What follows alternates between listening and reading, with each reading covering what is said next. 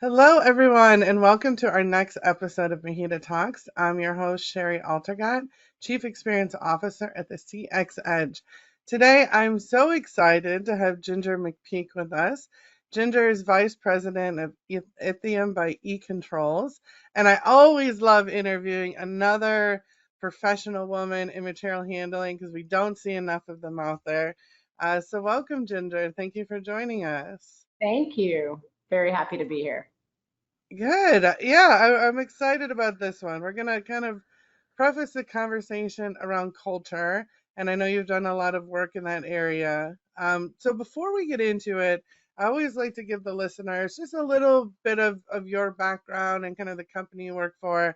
So I was hoping you could tell us a little bit more just about Ithium by eControls and maybe a little story of how you got started in this space.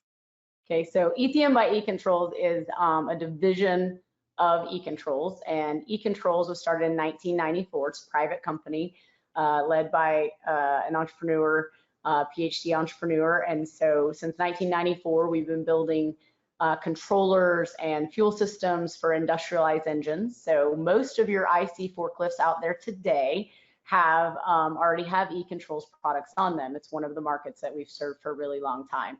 And it's a very engineering-led company and grew from scratch. And there are multiple divisions of the company. We have FW Murphy, which is not associated necessarily with this particular market space, and then eControls, and now Ethium as another business unit. And Ethium was born out of eControls and developed from scratch because like I said, there's a lot of products from eControls on all of the IC forklifts, and I think we all know that a lot of those IC forklifts are getting replaced by electric, and then obviously electric, the lead acid batteries are getting replaced by lithium in a lot of cases. So this development started around 2016 for Ethium as far as the product goes, and then we launched it in production in small quantities in some of the form factors in 2020. And most of you probably met or heard of us starting around 2021. So my background is that I've been part of the company in various roles for 18 years, my 18th year. And there was a little diversion in there where they sold off a division of the company to a public company, and I went off with it. And was the president of that for 5 years, and then rejoined the private company and the owners in 2021 to help commercialize and stand up the business unit of Ethium. So that was the first time I was in the material handling space. So I'm very young in it compared to everyone else because, how I figured this is kind of like Hotel California as far as I can tell. Once people get in this industry, they never leave. Yes, I haven't met very many people that have left successfully. So I think, and I'm, similar where I kind of got in this industry haphazardly. I've had many opportunities to leave, but never have because I really love it. So Yeah. that's a great story, and that's a nice tenure with, especially with the startup company. You don't hear that often. So very cool. I like to call Ethium an incubated startup, right? And that's one of the things about Ethium that is really unique in this space and in the lithium battery space is that we, look like a startup, but we're incubated by this larger, company that's been around for a very long time and has a lot of tenure and financially very stable. It's a good space to be in. Very cool. So as I said in the intro, we're going to kind of preface this conversation around culture. So I'd like to start just with how you would define what workplace culture is.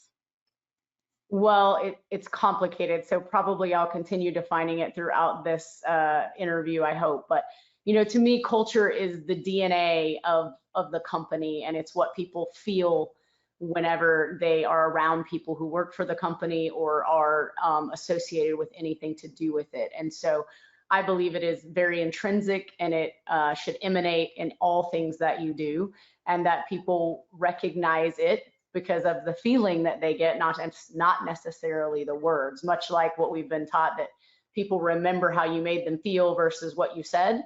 I think culture is a lot like that for both internal people and people who interact with the company externally. Yeah, I totally agree. And I love you defining it as the DNA of a company? Because I think, a lot of people look at culture and say it's a statement and just tell people this is who we are. But unless, to your point, that people really feel that and really believe it, then it really isn't a part of your culture. So I think that's a fantastic definition. I'll be honest with you, I might steal it at some point in the future for a No problem. LinkedIn No post. problem. Now, why do you think culture matters so much to organizations? Because we really didn't talk about culture, 20, 30 years ago. So why do you think it matters so much today? We know that tenure with this company of 18 years is a long time. So I've been very fortunate to be a part of an organization and owners that really have always had a lot of emphasis on the core values and on integrity, and therefore that ends up creating a culture, right? We got much more intentional about it, certainly as we rolled out new core values back around 2015-ish. And so I think that the core values very much drive that, and living in integrity and leading by example. So, no one's ever going to be perfect. Everyone's always going to have some Google review or a Glassdoor, comment that we don't love. But I think the point is to continue to behave in the way that you have said you're going to, and do what you say you're going to do, and people eventually realize that they can depend on that. Totally agree. So, kind of shifting, staying in the culture topic, I wanted to talk a little bit about hiring. And I think this is a point of conflict a lot of organizations have internally, especially in the job market today. A lot of companies are hiring for large numbers of people, having trouble finding these qualified candidates. And then sometimes it's when you do finally find that one and it seems to work out, then that's a person you're going to hire because technically they're qualified from a technical perspective of the job. So how do you kind of balance the difference of hiring for technical acumen, that they know what they're doing for the position you're hiring for, but that they also kind of fit into the cultural element of your company? Yeah, that's really hard. And it depends, I think, on the level of position that you're hiring for, on how deep you can go with that. If you start, from my perspective, it's a lot more around the professional side of things and engineering and applications and things like that. So we do a very unorthodox interviewing process. One in which you may meet with individuals or you may meet with 2 or 3 people together. And after that line of questioning for that one, so let's say you started at 8:30 and your next interview, next group or person is at 9 or 9:15, then there's a break in there where the first set of interviewers speak to the next set to say, hey, this is what I noticed. This is something that was really good. You might want to poke on that. This is something that gave me a little pause.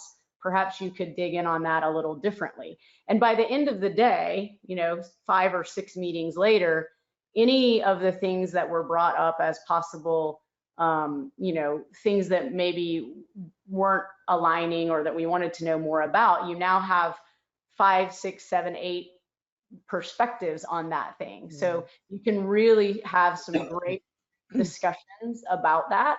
And usually it comes out a trend of a lack of humility or a trend of, really struggles in articulating or whatever the situation might be. And also on the positive side. So that's one method that we try to use. And we're also not afraid to invite people back multiple times, right?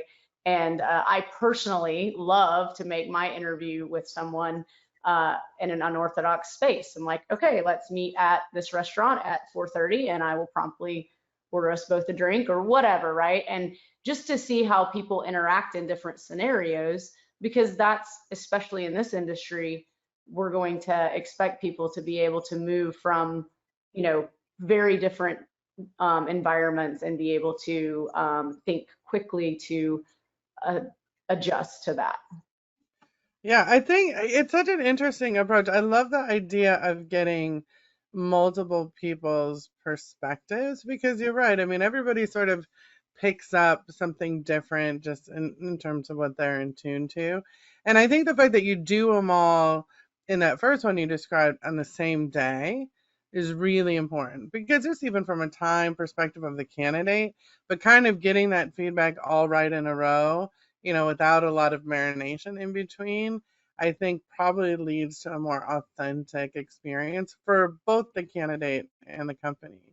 Yeah, Um, for sure. and I would love to go on an interview at a bar. I think that's fantastic. I think Well, that's I mean, I realize that sometimes it maybe not be, but I think it just, I like seeing people in a setting that's a little more casual and a little more open, because I think that, preparation, and when people are like ready for all the questions and then you kind of change it up on them, you may get a check into the authenticity of their answers or of them as a person, and just the general fit, right? I mean, the fact is you have to have a good fit with the other people, and generally an organization has a bit of a personality, and you want everyone to be happy in the scenario, right? You want the candidate who's taking a risk on moving jobs to be happy, and we want everyone else to be happy as well. So onto the interview, another aspect of that, I'm sure you've heard of Patrick Lencioni. He's a really great author and has lots of great books, but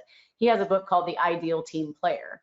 And it actually has an interview guide. If you Google Ideal Team Player interview guide, it's literally a PDF, 3 pages long. And the concept is called Ideal Team Player, but it's hungry, humble, and smart.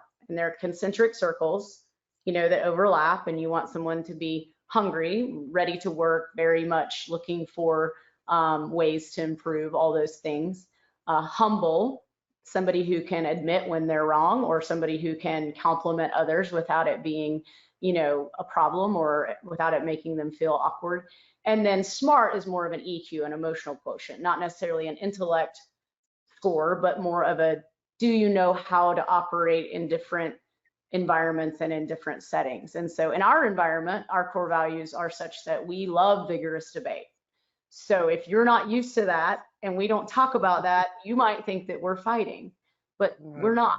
We're just discussing, and everyone is passionate. And so we have vigorous debate, and then we come to a conclusion, and then we rally around that conclusion and support it. And so if people aren't used to that environment, that can be really unnerving or surprising.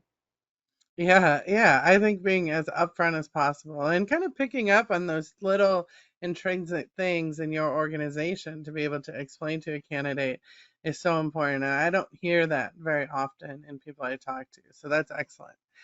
Now, I love the fact you brought up that book. I have actually read that book. It's a very good, if anybody hasn't, you're looking for a good plain read, that's definitely a good one. So how do you train your managers to hire on culture and not just technical ability? Because I think it's often much easier to hire somebody for their technical ability to fulfill the job requirements, but hiring on culture is a much different skill set that I don't know is organic to a lot of people. So how do you go about that process? I think that, we would be super misinformed if we think that, even if I say, yeah, we're really great at that, right? I mean, it's an ongoing process to do this, right? A lot of it is experience. A lot of it is, you know, having remembered that, oh, I had that feeling when we interviewed this person and we hired them anyway and it didn't work out, right? And the cost associated with that to the organization, and even the opportunity cost or the time that was spent in that. And so, usually, especially because our processes and the ones that I like to drive are a little unorthodox, I will usually have a preparation meeting for all the interviewees or interviewers, the people who are interviewing from our company, and just explain, this is the role, this is what we're looking for, here are some things that are imperative.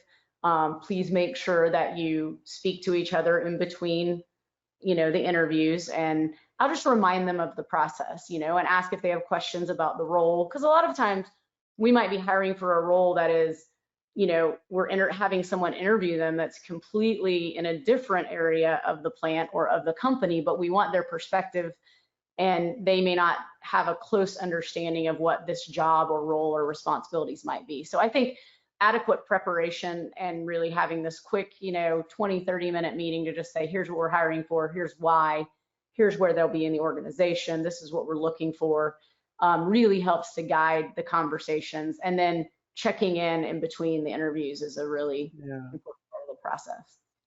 Yeah, I think it's an evolving process that really never ends. I mean, I think you learn something new in every hiring that you do about how to do a better job next time. So I think that's a great strategy. Do you have any specific strategies that you look to from a recruiting perspective, maybe to find people that are going to be that cultural fit for your organization? That's hard, and it's gotten harder, right, in the last several years as the world has, changed completely on all of us. You know, I lean heavily on, people that I've met or know or referrals, right? Reaching out to people that in the industry or outside the industry. Certainly posting things on sites like LinkedIn or others where people are following your company because they're interested in that. And then we do a lot. We have a very, very intense intern program that is very we recruit for it year round. We have them all come in, they all get set up with test equipment and a mentor and assignments or projects. And that's a really great way to find new talent. And then, they've had some experience within the company and they know what you're all about, and you get to kind of, try before you buy. And so, in fact, we have a new intern group coming in a week or two, and I'm actually doing a seminar with them on the Ideal Team Player book. So they have an assignment to read up through page 100 before they get here. So we will see right away if they did what they were supposed to do, right? But I think it'll be a really neat opportunity to really fold in culture and interviewing. And even if these interns aren't ready to graduate yet, it should be a really good set of information to send them back to school with. Yeah, I mean, I think internship programs can be invaluable to both the organization and the person who goes through it. And it builds that pipeline of talent. And not all of them are going to stay with your company, but a lot of times a few of them do. And to your point, those are people that already understand the culture to a certain degree, and have accepted it and like it and want to be a part of it. So I think those type of programs are great. How many interns do you have in your program? I should know the answer to that on this year, but it's generally between 15 and 20, sometimes a little more, Okay, sometimes a little less. I think this year's group is around 18, but I would that's a have to lot. check. Yeah, it's a big group. That's an awesome program. Um, we talked a lot about culture and how it affects your company, but how do you really communicate that culture amongst all of the employees? So, one, our core values that I mentioned, we have a set of core values that are very, very important to us. They're very written with a lot of words that mean very specific things to us. And we open every meeting, internal or external, with a slide that has our core values on them. In addition to that, we celebrate each month people who have exhibited the core values. So in our monthly meeting that is company-wide, where the CEO speaks, he talks about all the people that we as a management team have brought forward to say, we want to recognize this person for exhibiting our core values. And then when external people come in, again, we start those meetings with a slide about the core values. And, again, even if you have people who don't know you, or it's maybe a customer or a supplier, and they see that, they may be skeptical, like, really, do they really act like that? And then when they deal with you and you do act like that, it just reinforces that. And, and it certainly allows other people to know what to call you on, right? Like, hey, you said you were Right. this kind of company. We haven't had that. That's not something that I feel like happens very often, but we have a lot of conversations around core values. So the core values kind of drive the engagement to the culture. and is our common language that we can use to remind people about who we are and why we operate the way that we do. Yeah, and showing them, I think, and I've worked with a lot of companies that have core values, and they have them on a poster, and some of them show them in the beginning of every meeting, but it's just shown and it's never really discussed. I think the fact that you're having those long-term discussions about it, you're highlighting people that have really reflected it, really goes back to the accountability and the really embedding it within the organization. So those are really great tips of just how if people really want to embrace culture and what that means, some of the things that they can do. Yeah, I That's think great. the recognition part of it really helps because people, feel like, okay, this is real because I know that that person who works right next to me on the production line just got recognized for, doing something where they questioned everything, which is one of our core values, or that, it's a great reinforcement for people to hear on a monthly basis. Yeah. No, I think that's awesome. Sorry, I hope you didn't hear my dog barking in the That's all right. It's thundering here. background. So I'm gonna end on this one. You know, how important do you think employee engagement is to your company's culture? It's very, very important and it's very, very difficult, especially in the last few years, like it has been for everyone, right? I mean, we're constantly having conversations about what can we do to get people to be engaged. A survey where people are allowed to give their feedback and actually write something in. We do that. We try to have some fun things, food truck day, or we're based in San Antonio, Texas, and it was just Fiesta there, and so there was a food truck and treats for that, and so and just recognizing and appreciating and having fun together. Because the reality is we're at work a lot of hours, really, compared to what maybe we are without, in our homes or whatever. And so having a good time and being able to have some personalization of that really helps in conflict, right? Because we remember, okay, we may not agree, but I like this person, so I need to like figure Right. out where they're trying to come from. And that's another part of it. I mean, I think we believe very much in, spending time together, have a meal together, have a dinner, have a discussion, so that, you never, sometimes it's very easy. We're running so fast. It's very easy to forget that other people are real persons who have, things in their life that you may not remember is a part of their life, whether that's really great things or things that are a struggle for them. And so sometimes it helps you put things in context, and also it just helps build on that trust so that when we do mess up, which I do a lot, that we can come and say, hey, I'm really sorry, I messed that up, and this is what I'm doing about it, and next time call me on it. So I think that's part of the humility part of the ideal team player part thing that we talked about, is just being able to acknowledge when you're wrong, and then other people will feel more comfortable being wrong more often, which sometimes is what the speed Yeah. of invention is about. I could not agree more. I think that's a great place um, to end this part. So thank you for sharing that. So Ginger, I'm not sure how familiar you are with MHEDA Talks podcast, but at the end of them, we do a lightning round to allow us to get to know you a little bit better. So I have 10 questions I'm going to ask you. I try to make these as easy as possible, but they might get progressively more challenging as we go through it. Is Are there a you prize? ready to end? There's not a prize, but making it through is the prize in and of itself. Oh boy, So, are you ready to enter the Mahita Talks lightning round? I am.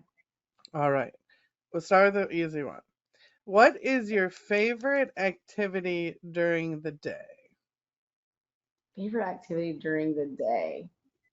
I love when we are in a conversation about a new process or something or a problem, and everyone is throwing in on it, and we come up with like an idea, and it's like that won't work because of this, and at the end of the meeting there's an idea that was a combination of all people's inputs that end up being way better than the first idea we might have had, which I'm sure seems very layup, but it is really pretty cool.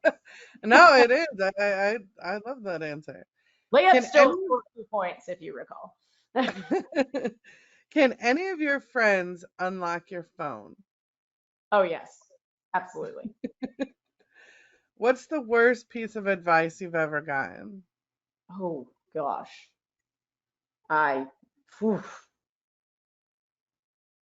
Um,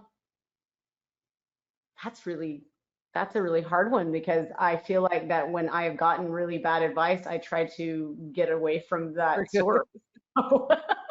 So I think that We can skip it.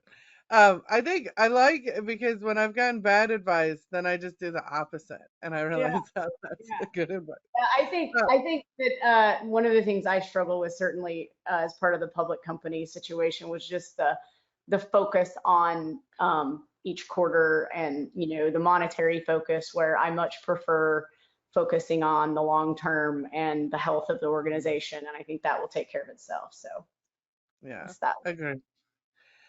Would you prefer a beachside resort or a hillside cottage? I almost said beach before you finished your sentence because that's how emphatic I am. I love the water. Definitely beach. I agree. What were you afraid of as a child? Oof, not very much. You're one of That those was kids. a problem for my parents. What was I afraid of as a child? I mean, my big brothers, they kind of beat me up a lot, so I would say probably I was scared of them. That's fair. What is your go-to lazy dinner? Nachos. Oh, that's fantastic. Yeah, Cool Um, Ranch burritos, lots of cheese, jalapenos. Also, my get meal it. when I get back from an international trip, when you get home from an international trip and you're like, I just want to eat All right. something. Mine is like homemade nachos, for sure. You can't go wrong with that. What is one thing you regret spending money on? Ooh. Um, let's see. One thing I regret spending money on. I bought some real estate a few years ago, and and it was like a rental, like trailer rentals, and it was pretty difficult. And I ended up selling the land, and I did okay on that, but it was just not quite, Worth not it. quite what I thought I was getting into. So I'm in the Midwest right now. I know you're in, you said Oklahoma City. I think it's raining there today. We're in the rainy season, definitely in the Midwest. What is your favorite rainy day activity when you have to stay indoors?